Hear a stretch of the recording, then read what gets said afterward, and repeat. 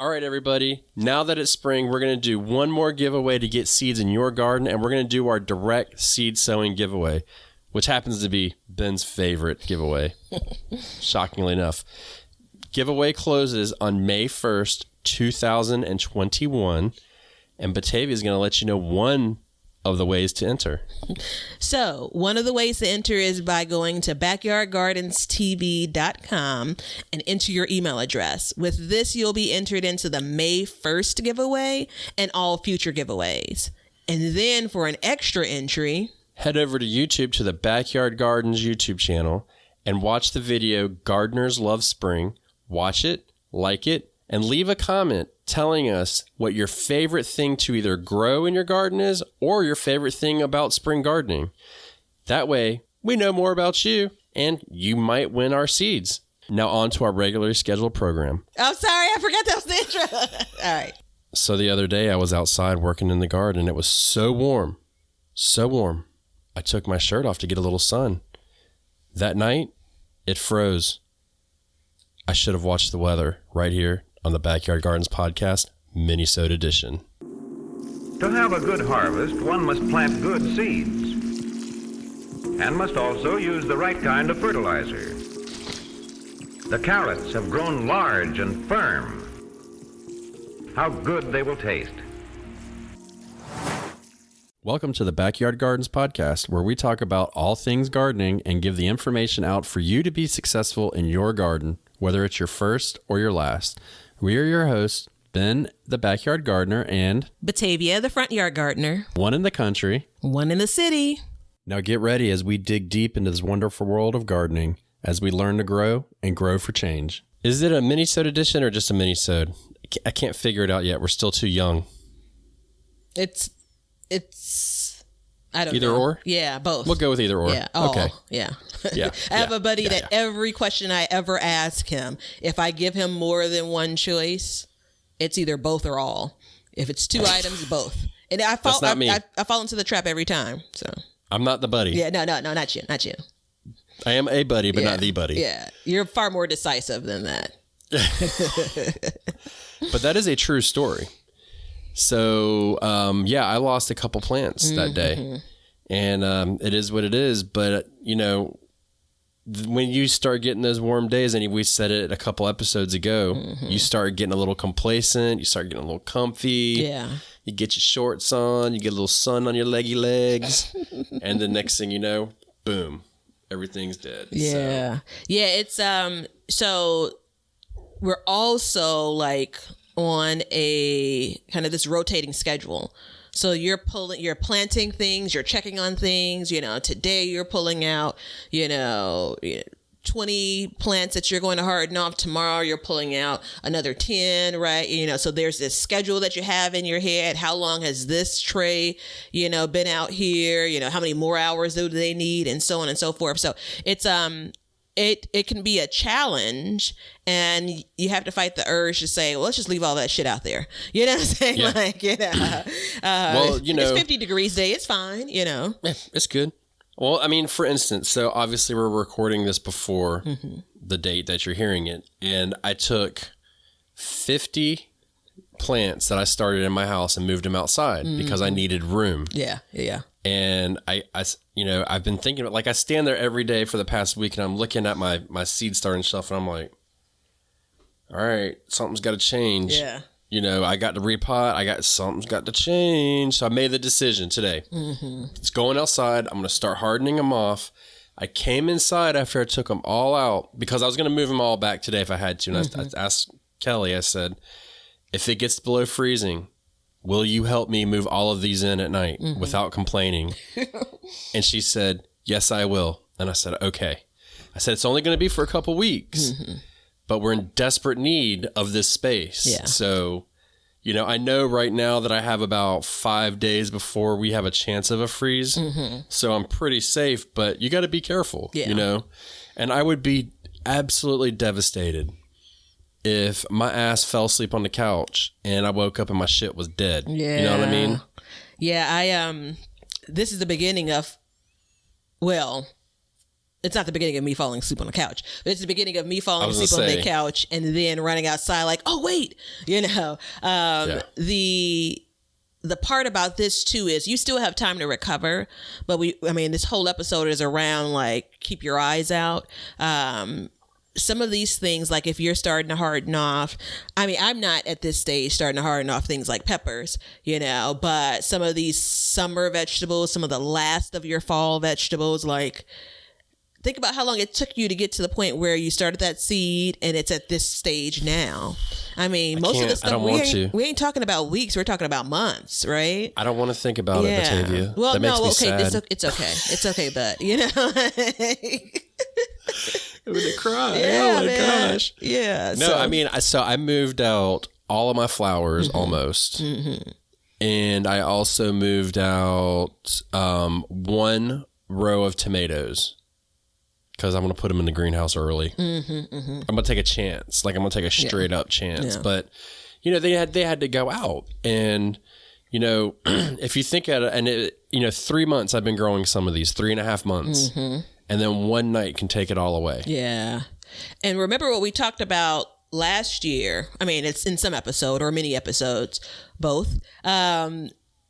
These plants can be harmed during this process. And while they may look like they've recovered, you may find out a couple of months down the road that, damn it, when you fell asleep, it remembered that. And now it's punishing you with far few peppers. So again, that's the damn truth. We want the healthiest plants to go into our garden, right? You do. Yeah. Hey. You do. We're back. Remember all these episodes you kept on disagreeing with me just to disagree with me? See why you got to bring up old shit for. Let's celebrate new stuff.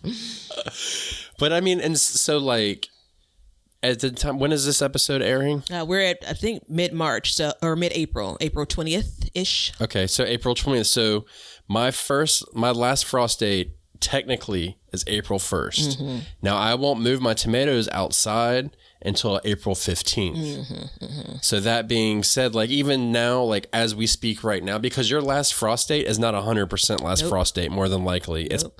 Is it a 70 or 90%? I'm not going to lie to the people. I don't remember. I think it's one of those. No. It's somewhere between 70 and 90. And even if it's 90, let's just say 90. Look, we've just been through a year with horrible wildfires, multiple hurricanes hitting one state over and over, and a worldwide pandemic. Anything can effing happen, okay? So that 90%, don't be super confident. So what I'm saying is get your little cell phone out and get your little piggies and hold it real tight. And the one little piggy, your smallest one, that pinky, let it rest on there. And you just go to your weather app and you keep an eye on it, okay? And you need to go ahead and check that weather app just like you do your seedlings, like every 5 minutes. And my favorite website, timeanddate.com. Take a look at last year's weather. So I would have had at the airing of this episode. Website. You hate it? I love it. It stresses me out. Yeah. So I would have just had my last average last frost date. It would have been this weekend at the point of this airing, right? And this is your last average, like of all time frost date? The published average last frost date would have been the 18th of April. So that is fascinating. Thank you. I arranged it that way. I don't know. I don't know where you're going here. No, never mind. I thought you were talking about right now. Oh, no. Today's date. You're talking. I was like, a month ahead of time? Yeah. That is insane. I know. Why haven't you been growing forever now? So I said that to say, and I'm trying to remember last year, it was for sure in May that we had absolute like weather dipping, maybe in the 30s, but not quite frost. I can't remember.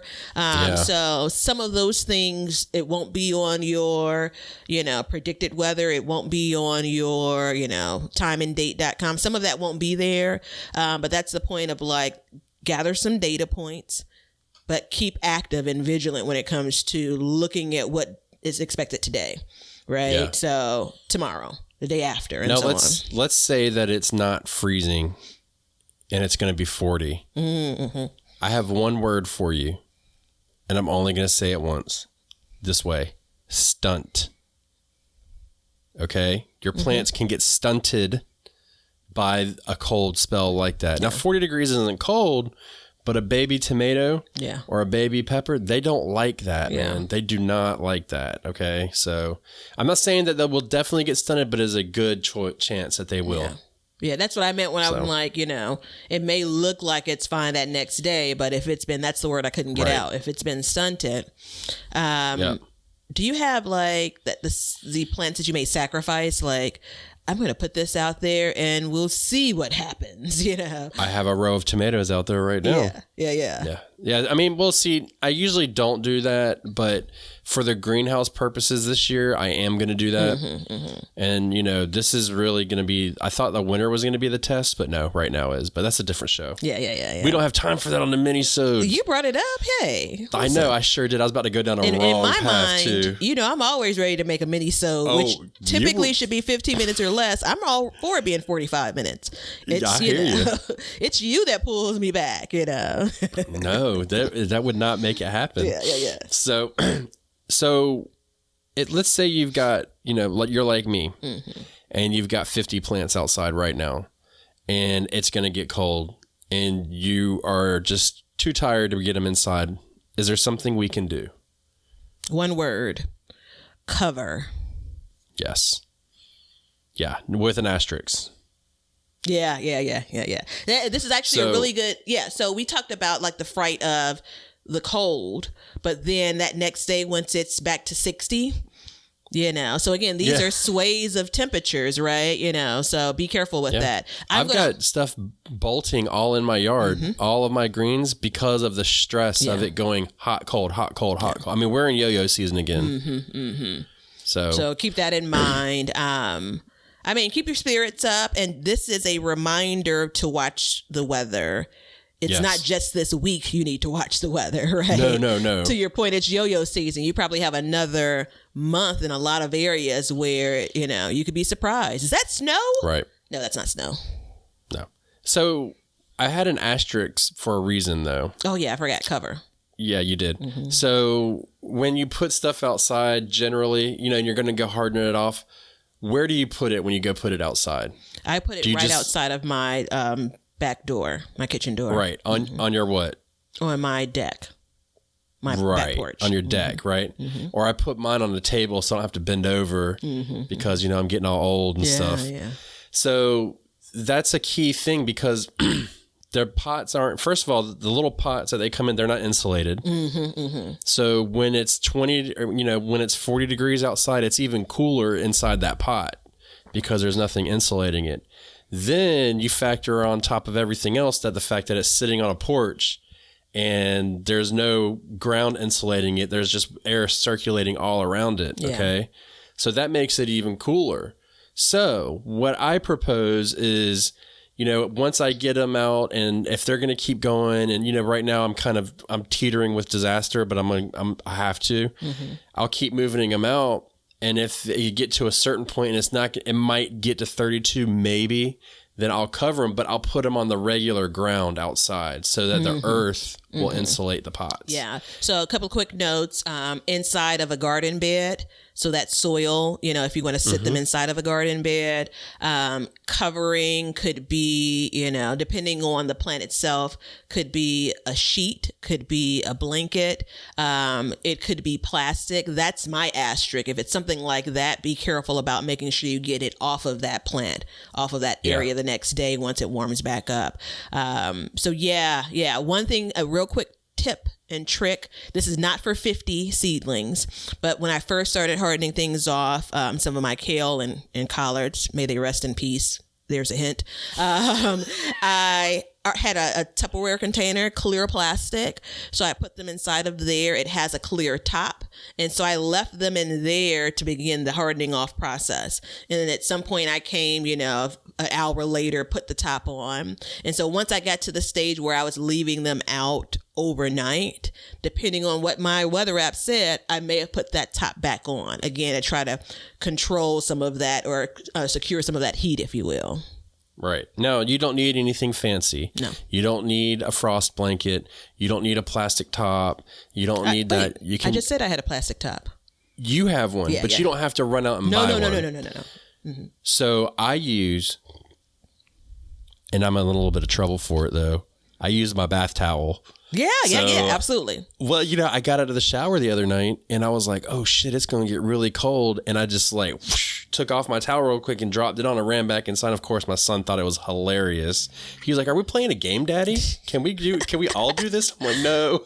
So civilized people would probably do something like the towels. No, everybody does that. No, when you like go swimming or something like those rattered and tattered towels. But I mean, work with what you got. But I mean, what I'm saying is you can use a towel, you can use a blanket, you can even use a sheet, and if it's a thin sheet, you can just fold it over multiple times. You can use a lot of things. I would shy away from like plastic bags and stuff like that. It's just not quite thick enough. Yeah.